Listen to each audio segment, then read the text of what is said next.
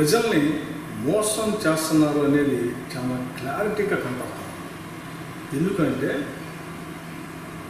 ప్రజలకు ఇచ్చిన హామీలను నెరవేర్చేటప్పుడు నెరవేర్చాల్సిన బాధ్యత ప్రభుత్వం.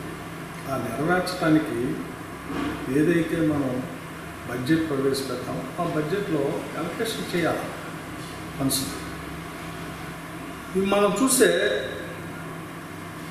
చంద్రబాబు నాయుడు గారు ఎలక్షన్ ముందు జగన్మోహన్ రెడ్డి గారి కన్నా మిన్నగ సంక్షేమం, జగన్మోహన్ రెడ్డి గారి కన్నా మెరుగైన పరిపాలన అని చెప్పి ఎలక్షన్స్ అయిపోయినాక ఇవాళకి రాష్ట్రం 3వ బడ్జెట్ ప్రవేశపెట్టినా కూడా నిరుద్యోగ వృత్తిని ఇంతవరకు బడ్జెట్లో ₹1 కూడా కేటాయించలేదంటే ఆ పథకాన్ని ఆపేయాలనో, ఆ పథకాన్ని తీసేయాలనో, ఆ పథకానికి ఇవ్వకుండా ఉండాలనో మోసం చేయటం కదా. నువ్వే కదా చెప్పింది రాష్ట్రంలో చదువుకున్న ప్రతి విద్యార్థికి ఉద్యోగం వచ్చే వరకు నెలకు ₹3,000 నిరుద్యోగ వృత్తి ఇస్తాను అని చెప్పావు. ప్రతి మీటింగ్లో చెప్పావు.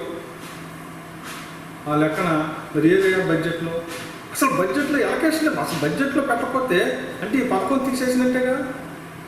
ఏ ప్రభుత్వానికైనా ఉండేది 5 సంవత్సరాలు, 5 బడ్జెట్లు. ఇప్పుడు 3వ బడ్జెట్. ఇంతవరకు 3వ బడ్జెట్లో నిరుద్యోగ వృత్తి లేదు.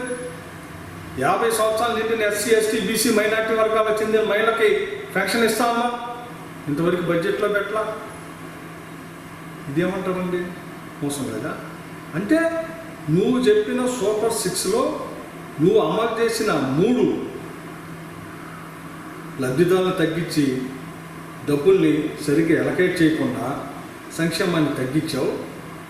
సుమారు 3 అసలు ఇవ్వకుండా. ఎందుకంటే దీంట్లో మనం ప్రధానంగా చెప్పుకునేది రైతు భరోసా. మీరేం చెప్పారు? మేము 13,500 ఇచ్చిన మాట నిజం. మీరేం చెప్పారు? 20,000 అన్నారు. 20,000 అంటే ఈ రాష్ట్రంలో సుమారు 56 లక్షల మంది రైతులు దానికన్నా ఉన్నారు. వాళ్ళకి సుమారు ఎంత అవుతుంది? 10,000 కోట్ల రూపాయలు అవుతుంది. నువ్వు ఇచ్చింది ఎంత? 4,000 కోట్ల రూపాయలు. అంటే మొదటి సంవత్సరం కొట్టావు, రెండో సంవత్సరం 4,000 కోట్లే ఇచ్చావు. అంటే 7,000 ఇచ్చి 10,000 ఇచ్చావు. అంటే సుమారుగా 6,000 కోట్ల పైన ఎగ్గొట్టావు. 3వ బడ్జెట్లో అది అవుతుంది. గ్యాస్ అన్నావు. ఏం చెప్పావు? సంవత్సరానికి 3 సిలిండర్లు ఫ్రీ అన్నావు. అసలు అది చాలా తక్కువ బడ్జెట్ అండి. సుమారు 18,000 కోట్లు ఏమవుతుంది. సంవత్సరానికి 3 సిలిండర్లు ఇచ్చినా ఎందుకు? ఒక సిలిండర్ సుమారు ₹885. కానీ నువ్వు ఇచ్చింది ఎంత? సంవత్సరానికి 3 సిలిండర్ అన్నావు. మొదటి సంవత్సరం ఒక సిలిండర్ ఇచ్చావు.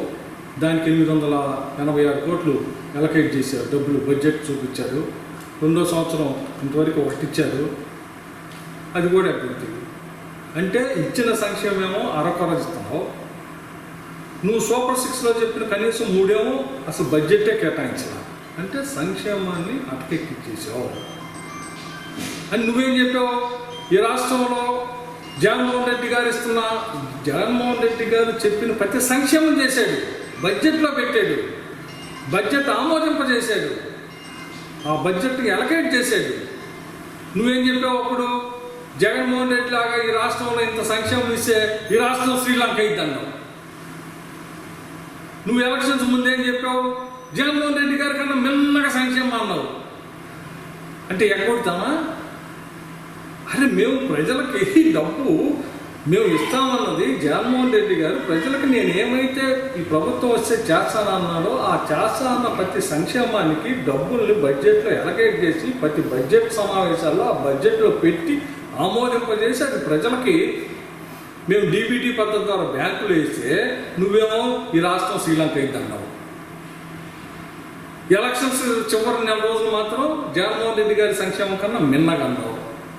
అధికారంలోకి వచ్చినాకేమో అసలు నువ్వు చెప్పిన సూపర్ 6లో కొన్ని ఎత్తేసావు, ఇచ్చేదాన్నేమో అరకొరకు ఇచ్చావు. మరి దీన్ని మోసంగా ఏమంటావు స్వామి?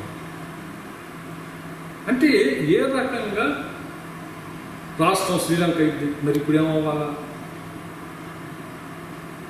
అంటే బడ్జెట్ కేటాయించడంలో ఎత్తేసావు. ఇది మోసమే, డెఫినెట్గా మోసమే. ప్రజలు గమనించుకున్నట్టు ఉంటారు, ప్రజలు గమనిస్తున్నారు, అనుమానమే లేదు. ఈ బడ్జెట్ పేదలకి కూటమి ప్రభుత్వం చెప్పిన సంక్షేమంలో ఇవ్వటంలో ఫెయిల్ అయిన దానికి ఈ బడ్జెట్ ఒక పెద్ద ఉదాహరణ.